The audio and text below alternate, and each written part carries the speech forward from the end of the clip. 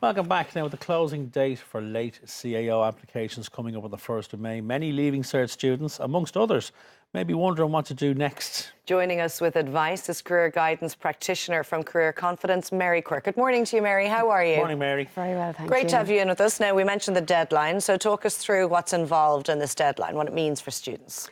OK, the deadline is the 1st of May, and that is the deadline for the late applications for the CAO. The CAO is the applications process for higher education in Ireland. It is one of the applications that many students who are doing their Leaving Cert might be thinking about. There are other avenues, such as further education, work, etc. But I suppose that is the big issue for students at the moment. Well, as you said, Mary, before we come on air, it's the build-up to it. It's the panic. But as you say, it's just another step. It's an application form. Absolutely. It's the CAO.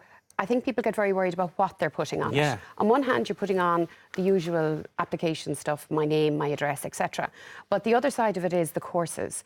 You know, and people get very hung up on, is this really what I want to do for the rest of my life? So who knows? And who knows? It is just another step as we go forward. I mean, as I was saying before we came on air, how many of us really went into the career we were going to do for the rest of our lives at 18? But what is important is that we have confidence in it, that we feel it's something that we're going to enjoy and that it becomes part of our journey. There are more courses available now than ever, so there are courses to suit pretty much everyone and every taste. And there are more courses, there are more different ways of doing different things. You can choose to study one course one particular way, you can choose to do it a completely, hands-on, it can be theoretical.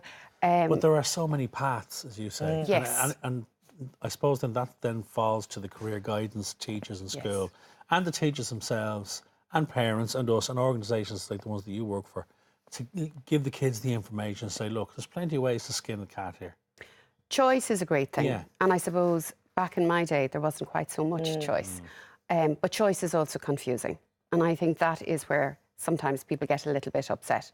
College is very different nowadays, whether it's further education or whether it is higher education. And sometimes parents even find it very confusing, to be honest with you, because it's not what it once was. I mean, what is? But just sitting back, looking at yourself, asking, well, what do I want to do? What do I want to build on? Where do I think I want to go next? And going out and informing yourself. I'd often say to mums and dads, why don't you take a walk on campus? When's the last time you were there? It is a huge investment sending a son or a daughter away to college. Should parents and guardians get involved to that extent? I suppose it's always helpful to have a support network. Yes, I mean, we all have advocates in anything we do, whether it's a first job, whether it's our debs, whether it's going away for the first time from home. And I certainly think having that support network is so important because it can be a very stressful time. There is a line, obviously. You're an adult. You want to be able to go forward and live your life and let make them some fly decisions. as well, as a parent. Yes, it's a balancing act. But that's not to say that it's hands-off either. Well, let's look at a few guidelines that you've given us in terms of choosing a career. Let's have a look at some of these. That's what you like learning. I mean, that's what you like learning about. What interests you. It's simple, but it's an obvious one, but not necessarily when you think about it, when you're bogged down by these big forms. No, and I think it's not just what you like learning in school, it's what you like learning out school. We underestimate what we learn and we underestimate what we enjoy. And sometimes people focus on what they're best at, and that mightn't be what they enjoy most. No, exactly. I mean, a great one for me is engineering and maths. And very often people think, but I have to be brilliant. I won't be a good engineer if I'm not brilliant at maths. That's not necessarily true. The Engineering Society of Ireland once said to me, it's more about whether people enjoy maths. It's not about what you're actually churning out in results. Yes, you have to have an ability, but if you're enjoying something, you're going to do well at it. It's part of the wider course. So it's part of the wider picture. So I'd often say to people, just stop for a moment. What do you actually enjoy doing? There's a lovely piece of advice as well there. It says, find out what the jobs involve. So maybe talk to people who are in that career, if you have access to them.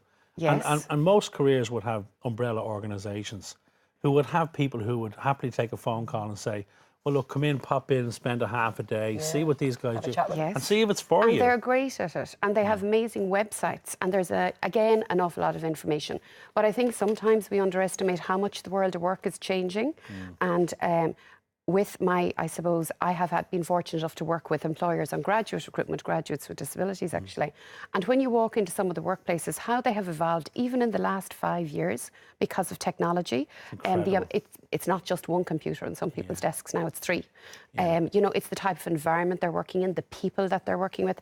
And sometimes we think that we know a job or we know what's involved, and we mightn't, and it might serve us very well to have a closer look. I like the fact that you have take chances there as well. Yes. Because we do everything by the book when we're studying for the Leaving Cert, and everything has to be just so.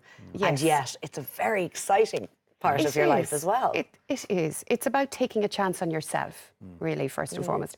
I mean, many of us have landed in something because we took that chance. Yeah. You haven't covered all your bases by the time you're 18, by a long shot. Well, sure, I'm 29 now and I still haven't covered all the bases. Yeah, plus VAT. Yeah, a lot of that.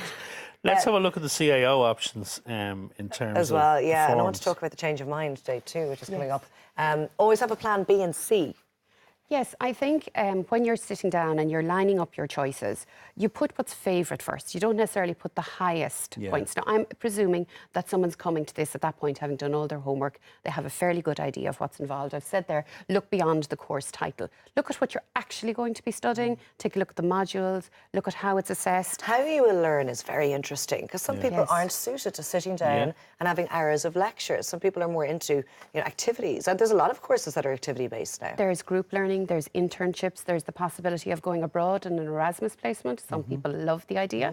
Some people think maybe I'll wait till I'm a little bit older. You know, it varies. So having a good look at what's involved in the course, because if you sign up for something and there is something there in 4th year you don't like, well, then that might be a problem. You're never going to like 100%. I mean, I put my hands up and say that when I went back to college myself, statistics mightn't have been my favourite thing.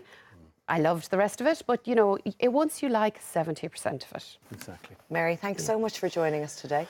Thank you. Thanks for coming in. Giving us all the info we need. Thanks a lot. Thank you. Now, still to come, Dogtail star Andrea Hayes is going to be stopping by. And in the kitchen, we'll be making something better than buns. Bun cake. Yes, see you in a few minutes.